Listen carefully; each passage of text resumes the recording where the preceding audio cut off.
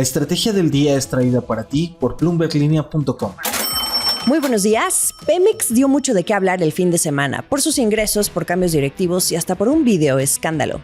México y Estados Unidos contra el gusano barrenador. Hay noticias y hasta explicamos cómo funciona esto de las moscas. En el dato del día, ¿qué impulsó el mayor déficit comercial de Estados Unidos en el último año? En Venezuela, el desastre que frena los planes económicos. Hablamos también del marketing mundialista de McDonald's y del nuevo elemento de inversión en General Atlantic, este fondo de inversión, y es un tenista muy famoso. No olviden hacer clic al botón de seguir del podcast, activar la campana para que puedan recibir la alerta de un episodio nuevo cada mañana. ¿De qué estamos hablando? 3 noticias relacionadas a Pemex durante el último fin de semana de junio. Primero, lo que arrojan los datos más recientes de la empresa, porque en el ir y venir del conflicto en Medio Oriente por el cierre del estrecho de Hormuz entre Estados Unidos e Irán, Pemex se benefició en el mes de mayo al obtener $1,604 millones por la venta de crudo en el extranjero, un crecimiento anual del 30%. Es un compilado de datos cortesía de Arturo Solís, reportero del sector energético para Bloomberg Línea y este podcast. Desglosando este aumento del 30%, el dato se explica por el diferencial de precio de la mezcla mexicana. El promedio mensual en mayo de este año fue de $103 por barril, un incremento de 79% anual frente a los $57 en el mismo mes de 2025. Del lado de las exportaciones, Pemex movió menos crudo, 513,000 barriles diarios, que fue una caída anual de 24%. Sin embargo, los ingresos, como comentábamos, fueron mayores. Y aquí una pausa rápida para ponernos al corriente sobre el nulo cumplimiento a la tregua que habían acordado Estados Unidos e Irán, desde que el jueves 25 de junio la República Islámica atacó un buque en el estrecho de Hormuz. Esto hizo que Estados Unidos respondiera contra Irán al día siguiente y luego la noche del sábado 27 volvió a atacar. Ambas partes se acusaron mutuamente de romper el alto al fuego. Hacia la tarde del domingo 28 de junio, el medio estadounidense Axios reportaba que nuevamente acordaron dejar de atacarse, ahora que se van a reanudar esta semana las conversaciones de paz. Volviendo a Pemex, la segunda noticia cayó de sorpresa la tarde del viernes 26 de junio porque la empresa anunció a la nueva persona que se va a encargar de las finanzas de esta empresa petrolera. Se trata de Elizabeth González Garduño, quien va a ocupar la vacante que dejó a su vez Juan Carlos Carpio, desde que subió al puesto de director general tras la salida de Víctor Rodríguez Padilla. Elizabeth González ya trabajaba en Pemex como subdirectora de presupuesto y ha pasado también por la Secretaría de Hacienda, donde ocupó cargos en la tesorería y en la subsecretaría. También ha pasado por el IPAB, que es el Instituto para la Protección al Ahorro Bancario, y hasta por el Metro, el sistema de transporte colectivo Metro. Manejaba la parte presupuestaria en estos puestos, así también como la parte administrativa financiera, la liquidez, contabilidad y control de gasto. Y será ahora a quien le toque lidiar, junto a Juan Carlos Carpio, la gestión de la deuda y los planes de negocio de Pemex. Recordemos que estos cambios en la petrolera son a causa de una salida, la de Víctor Rodríguez Padilla, hace poco más de un mes, y quien, al menos hasta el 26 de junio, justo el mismo día en que se anunció a esta nueva directora financiera, estábamos en el entendido de que se iba de Pemex, tras una gestión cuestionable, para ahora encabezar la dirección del Instituto Nacional de Electricidad y Energías Limpias, mejor conocido como el INEL, anunciado por la propia presidenta Claudia Sheinbaum incluso. El asunto es que aquel día el mismo gobierno no lo removió del cargo, sino que negó que lo haya ocupado. Es una contradicción que surge a partir de que se hiciera público un video que acompaña a una denuncia pública en contra de Víctor Rodríguez Padilla por violencia intrafamiliar cuando aún era director de Pemex. El video, publicado por su actual esposa, rápidamente cobró relevancia en las redes sociales y en un intento de control de daños, la Secretaría de Energía, encabezada por Luz Helena González, informó en un comunicado que nunca se formalizó la incorporación de Víctor Rodríguez al instituto. La versión del gobierno, sin embargo, contrasta con información pública del INEL, donde aparece Víctor Rodríguez en funciones. Incluso el 1 de junio, hace ya casi un mes, hubo un evento en el que se le presentó como el nuevo director general. Hay hasta fotografías. En esta comunicación del gobierno, tras viralizarse el video, Hubo más un deslinde que un llamado a investigar a Víctor Rodríguez Padilla, quien dejó la academia hace 1 año y medio para convertirse en funcionario público. La presidenta Sheinbaum, al ser cuestionada por la prensa el mismo 26 de junio, pidió que se presentaran las denuncias correspondientes. Ese fue el control de daños que aplicó el gobierno, que ha presumido como parte de su narrativa el estar conformado por mujeres en puestos clave, así como la defensa de sus derechos, al menos en el discurso. Lo que debes saber del fin de semana. ¿Se acuerdan del gusano barrenador? Este parásito que devora tejido vivo en el ganado y que en 2024 representó tal amenaza que Estados Unidos optó por suspender sus importaciones desde México. Bueno, hay actualizaciones porque a 2 años la amenaza sigue latente.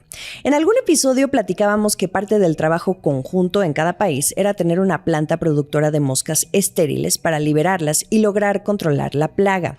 Aseguran que este es el método más eficaz para frenar la propagación. La inversión fue de $30 millones en México y de $21 millones en Estados Unidos. La novedad es que este fin de semana se inauguró la planta del lado mexicano, ubicada en el estado de Chiapas, en la localidad de Metapa. El objetivo es que esta planta produzca hasta 100 millones de moscas estériles por semana, convirtiéndose así en la segunda planta en su tipo en las Américas. Esta vez, los gobiernos de México y Estados Unidos están confiados en que se vencerá al gusano barrenador antes de lo que cualquiera hubiera imaginado. Son las palabras de la secretaria de Agricultura de Estados Unidos, Brooke Rollins, quien estuvo presente en esa inauguración de la planta junto con la presidenta Sheinbaum. Sin embargo, esto a la vez me hace recordar las palabras de un experto de la industria, Jorge Esteve, el actual presidente del Consejo Nacional Agropecuario. Desde hace 1 año, cuando se agravó el problema del gusano barrenador, él advirtió que era difícil saber cuándo se podría esperar la erradicación de la plaga, pero sí dio un estimado, y eso es a finales de este año 2026, justo cuando estas plantas estén en completo funcionamiento. Entonces, entra la cuenta regresiva para conocer si efectivamente se logra el objetivo a fines de este año. Nota al pie porque, según Jorge Esteve, este sería un escenario optimista, el cual conviene a ambos países porque de esto depende que no haya más pérdidas en términos de exportaciones. Cuando Estados Unidos frenó la entrada del ganado a su país, se perdieron alrededor de $11.4 millones diarios. En promedio, se exportan unas 5.700 cabezas de ganado, cada una por un costo de $2,000. En este evento del fin de semana también estuvo el embajador de Estados Unidos, Ronald Johnson, y anunció un aporte adicional de $84 millones para frenar la expansión de esta plaga, y advirtió que un brote importante podría costarle al sector agrícola estadounidense más de $700 millones anuales. Y a todo esto, ¿cómo le hacen para mover a estas moscas? Bueno, primero hay que dar un paso atrás porque lo que transportan realmente no son ya las moscas, sino las pupas o capullos, podríamos decirle. Es una de las fases de la metamorfosis de los insectos. Las transportan en contenedores refrigerados por avión y luego ya las distribuyen en Estados Unidos y México. El proceso consiste en esterilizarlas mediante radiación. Luego, los insectos estériles se liberan para aparearse con moscas silvestres. Como las hembras suelen aparearse una sola vez, esto impide la reproducción de nuevas generaciones. El embajador Johnson dice que las moscas van a ser liberadas de la manera más estratégica posible para empujar al parásito hacia el sur y eventualmente erradicarlo. La otra planta se ubica en Texas, pero aún está en construcción y la apertura se prevé para 2027, con una producción inicial de 100 millones de moscas semanales y una capacidad final de 300 millones.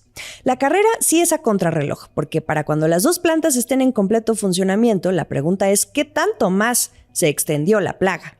Ahora que si queremos ponerle más suspenso, el caso no solo se limita a Estados Unidos. En este país suena la alarma porque por primera vez se detectaron casos desde 1970, unos 26 animales. Pero México tiene la mayor parte del problema porque este mes de junio reportó unos 2,000 casos activos en animales infectados. Pero a esto hay que sumar a América Central, que ya con México se han registrado en total unos 185,000 casos hasta el 22 de junio. Esto incrementa el temor de una expansión regional. Esto es el dato del día. El déficit comercial de Estados Unidos al mes de mayo alcanzó su nivel más alto en el último año. Pasa que las exportaciones retrocedieron desde sus niveles récord y las importaciones continuaron mostrando un alza constante. Vamos a los números. El déficit aumentó un 27.4% respecto a abril. y alcanzó los 105.800 millones de dólares. Pero esto es muy por encima de lo que preveía una encuesta de Bloomberg, que eran unos 85.000 millones. Del lado de las exportaciones, sabemos que el conflicto energético en el Estrecho de Hormuz ha hecho que los envíos de petróleo estadounidense alcancen niveles récord, tal como ocurrió en abril, pero en mayo ya hubo una disminución precisamente por todo lo que ha ido desenvolviéndose alrededor de las negociaciones y el supuesto acuerdo de paz. Los productores de combustible asiáticos también han estado reduciendo su consumo de petróleo estadounidense debido también a los elevados costos de transportarlo. En cuanto a las importaciones, todo apunta a las ambiciones por la inteligencia artificial, porque en los últimos meses se ha registrado un flujo constante de equipos hacia Estados Unidos para la construcción de centros de datos. En mayo, fíjense muy bien en este dato, las importaciones de bienes de capital, que es una categoría que incluye computadoras y accesorios, semiconductores y equipos de telecomunicaciones, fueron en aumento. Así lo mostraron los datos publicados por el gobierno estadounidense el viernes 26 de junio. En comparación con el año anterior, el incremento fue de casi el 42%. ¿Qué pasa en Venezuela? En medio de los esfuerzos de coordinación para ayudar en las zonas de desastre de los 2 terremotos que cimbraron a Venezuela la semana pasada, hay una cifra que no da lugar más que al silencio. El número de personas que perdieron la vida ascendió a 1,450 este fin de semana. Cuando México vivió su último gran terremoto, aquel 19 de septiembre de 2017, el total de fallecidos fue de 369 personas, esto según las cifras oficiales. Lo de Venezuela es casi el cuádruple.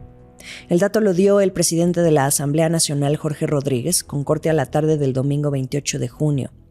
Heridos, 3,150. Personas damnificadas, 12,721. Edificios afectados, 744, de los cuales 189 son colapso total. Hospitales afectados, 38. Centros comerciales, 44. Y estructuras de otra índole, como puentes y carreteras afectadas, 1,645. El pueblo de Venezuela llora entre escombros. Un país cuya narrativa cambió al tercer día de iniciado este 2026 con la salida de Nicolás Maduro del poder, dando paso a una presidencia interina que de la mano del gobierno de Estados Unidos comenzó a reactivar el camino para una transición democrática, pero también la reactivación del negocio petrolero, la atracción de inversión extranjera y el interés renovado de organismos financieros multilaterales. Ese era el nuevo capítulo que Venezuela estaba comenzando a escribir hace 5 meses, hasta que este 24 de junio todo lo anterior hizo que cambiara y pasó a segundo plano. Cito un reporte que recibo del analista político venezolano Benigno Alarcón, quien apunta a que el doble sismo no sustituye toda la disputa política venezolana, pero sí la rejerarquiza. Hoy la pregunta no es en torno a la transición democrática, la liberación de presos, garantías y la posible fecha de nuevas elecciones presidenciales. Lo que hoy importa es quién controla la ayuda, el acceso a la información, la reconstrucción, los fondos. Por cierto, lo que se pone en el centro de atención también es la misma presidenta interina, Delcy Rodríguez, a quien se le va a estar observando por su capacidad para gestionar esta crisis. Además, con el anuncio de la líder opositora María Corina Machado, quien dijo este fin de semana que ha llegado el tiempo de volver. De acuerdo con una evaluación preliminar publicada el viernes por el Programa de las Naciones Unidas para el Desarrollo, el impacto económico de los terremotos en Venezuela apunta a agravar ya de por sí la frágil economía. Enfocándose únicamente en las afectaciones en materia de infraestructura, los daños hoy se calculan en 6,700 millones de dólares. El costo económico asciende a aproximadamente el 6% del Producto Interno Bruto combinado de los 5 estados más afectados en Venezuela, entre ellos Caracas y el epicentro que fue en Yaracuy. El informe señala que los daños totales derivados de la tragedia, que incluyen las pérdidas económicas indirectas, podrían ser hasta 3 veces superiores. Voces del Mundial. Como primer dato curioso, McDonald's desde la década de los 90 se ha mantenido como el patrocinador restaurantero oficial de la Copa del Mundo. Patrocinar no solamente significa dar una buena comida, pero también esa conexión hasta con la misma comida. También eso es parte también de los patrocinios, cómo generas este tipo de conexiones emocionales. No sé si cada Copa del Mundo es diferente en este mundial en que se están centrando. Por ejemplo, la última campaña que recientemente estábamos lanzando se llama Las Mundialistas. Pues México, USA, bueno, México, Estados Unidos y Francia, y ¿no? España con las patatas bravas. Sí. Me gusta eso del paladar aventurero. Había escuchado poco que, por ejemplo, una hamburguesa con Tajín o después vamos a otras alianzas, pero es algo realmente nuevo. Y, por ejemplo, en este caso de Tajín, ¿cómo se dio? La verdad es que hemos tenido muy buena aceptación. 70% de nuestros proveedores producen en México, y entonces la Mac México pues sabe bien mexicana. Oye, entonces luego ese experimento que hacen en redes sociales de guardar en el cajón una hamburguesa de McDonald's por 3 años. Mito.